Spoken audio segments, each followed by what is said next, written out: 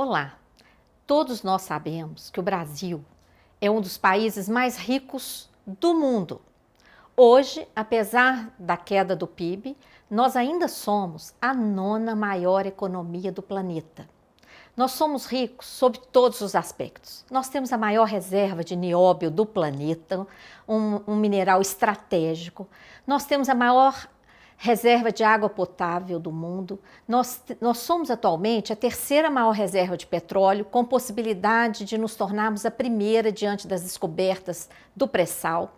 Temos imensas áreas agriculturáveis, clima favorável e, acima de tudo, temos uma imensa riqueza humana e cultural, com possibilidades, com imensas potencialidades industriais, comerciais, energéticas, ecológicas, de todos os aspectos. No entanto, nós temos também uma grande riqueza financeira. Vejam só esse gráfico em duas colunas. Uma coluna são as receitas obtidas em âmbito federal durante o ano de 2015. Nós estamos trabalhando com as receitas efetivamente recebidas, com as receitas realizadas, conforme informado pela CGU. Na outra coluna, vocês veem as despesas. Todas essas despesas estão descritas também na página oficial do Senado Federal, conforme dados do CIAF. Olha só, o volume de receitas está 480 bilhões de reais acima do volume de despesas, comparando-se essas duas páginas oficiais. Onde foi parar esses 480 bilhões de reais? Esse gráfico permite ainda ver que todas as receitas da Seguridade Social, todas as contribuições sociais, superam e muito os gastos com saúde, assistência e previdência. Apesar de tudo isso, nós estamos vivendo um cenário de escassez. Só se fala em déficit. Em 2016, o governo anunciou um déficit de 170 bilhões e meio. Veja bem, esse déficit é nas contas do setor público consolidado, que envolve a Previdência, o Tesouro Nacional e o Banco Central. Em 2015, o déficit anunciado foi de 111,2 bilhões de reais. Ora, nós não vimos que sobraram 480 bilhões? Esses números não batem. Que déficit é esse? Nesse cenário de escassez, apesar da nossa realidade de extrema abundância, o remédio colocado pelo governo é o ajuste fiscal. Ajuste fiscal para pagar a dívida, cortando serviços públicos, direitos sociais, investimentos públicos geradores de emprego, privatizando, aumentando tributos, além de outras medidas drásticas que afetam profundamente a vida das pessoas e a economia do país. Tudo para pagar a chamada dívida, tanto em âmbito federal, como também em âmbito dos estados e até dos municípios. Temos aí projetos em pauta que cortam direitos sociais para destinar recursos para pagar a dívida. Vejam bem esse PLP 257, que faz um verdadeiro desmonte do Estado brasileiro para servir ao pagamento da dívida pública. Corta direitos dos servidores em todos os níveis, federal, estadual e municipal. Tudo para pagar a dívida. A PEC 143 de 2015, que representa a morte do SUS. E ainda propostas de contra-reforma da Previdência, trabalhista, aumento da DRU, desvinculação das receitas da União. Desvincular para quê? Para deixar de aplicar na Seguridade Social, na educação e destinar os recursos para pagar ainda mais dívida. Mas afinal, De que dívida nós estamos falando? Que dívida é essa que está servindo de justificativa para todo esse sacrifício social e o comprometimento do funcionamento do Estado brasileiro em todos os níveis? É urgente realizar uma auditoria para dissecar esse processo. A auditoria vai dizer: que dívida é essa? Qual é a origem dela? Nós recebemos realmente todo esse dinheiro? Onde foram investidos os recursos? Quem se beneficiou? Com que propósito foram contratadas essas dívidas? Que mecanismos estão gerando dívida pública? Que dívidas privadas foram transformadas em dívida pública? Quanta dívida foi feita para salvar bancos? Qual é a responsabilidade do Banco Central, dos organismos internacionais e dos próprios bancos privados nesse processo?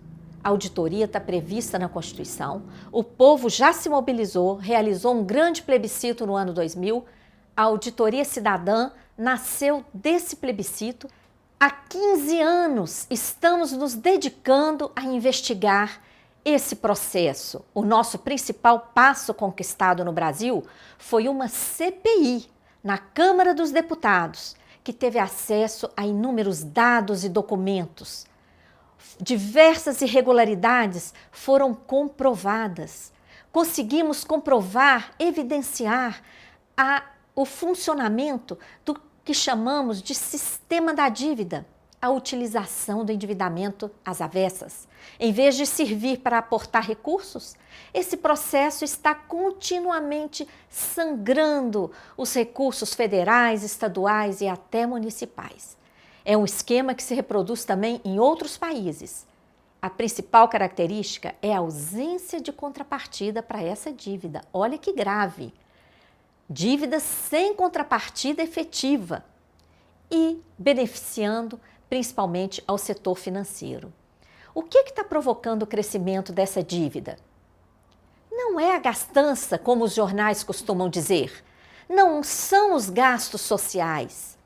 O que está provocando o aumento dessa dívida é o custo de mecanismos financeiros que simplesmente geram dívidas sem qualquer contrapartida. A começar pelas taxas de juros. Sem justificativa técnica, jurídica, política ou econômica. Seguindo-se da aplicação desses elevados juros sobre juros continuamente, provocando a multiplicação da dívida por ela mesma e um verdadeiro abuso nos mecanismos financeiros praticados pelo Banco Central, como o chamado swap cambial, uma garantia que o Banco Central tem dado de cobrir todo o risco de variação do dólar, sempre contrariamente aos nossos interesses. Foram centenas de bilhões de prejuízos, além da remuneração da sobra de caixa dos bancos. Isso é uma infâmia. Num país em que está faltando recursos para saúde e educação, estamos remunerando toda sobra de caixa, todo o dinheiro que os bancos não emprestam, às custas de juros elevados, aplicando aqui todos aqueles projetos que cortam direitos sociais para pagar a dívida. O resultado, vocês veem nesse gráfico aí. O lucro dos bancos explode a cada ano. Em 2014, foram mais de 80 bilhões de reais. Em 2015, esse lucro não só se manteve, como ainda aumentou. Os bancos chegaram a fazer uma provisão de 187 bilhões de reais. Caso contrário, seus lucros teriam triplicado.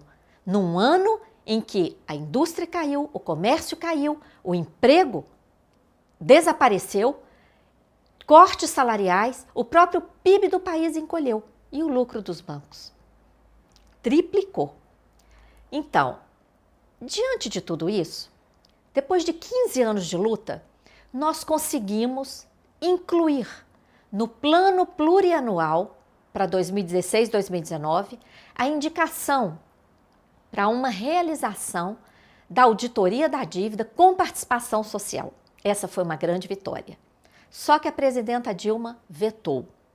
Esse veto vai ser analisado pelo Congresso Nacional. Nós exigimos que esse veto seja derrubado. É preciso realizar uma auditoria da dívida e trazer transparência. As pessoas que estão pagando essa conta não sabem que conta elas estão pagando. Não é possível mais, num país tão rico como o Brasil, vivermos nesse cenário de escassez. É um grande paradoxo, inaceitável. Nós somos a 9ª economia mundial, mas temos a pior distribuição de renda do mundo. Somos o 79º no ranking dos direitos humanos, segundo o IDH medido pela ONU. Somos o penúltimo no ranking da educação entre os países da OCDE. Tudo isso e vários outros indicadores são inaceitáveis diante da riqueza, da pujança, da abundância que existe no nosso país. É urgente realizar a auditoria da dívida com participação social. Acessem nossas páginas, web, Facebook e vamos pressionar os parlamentares. Enviem mensagens. Tem aí o link para a campanha da derrubada do veto. Enviem mensagens para os parlamentares, telefonem para os gabinetes, abordem os parlamentares aí no seu estado, no seu município. Exija dos parlamentares a derrubada desse veto, porque ele pode ser um passo importante para retomar essa possibilidade de uma auditoria prevista no plano plurianual. É urgente realizar a auditoria da dívida. Muito grata. Acesse nossas páginas.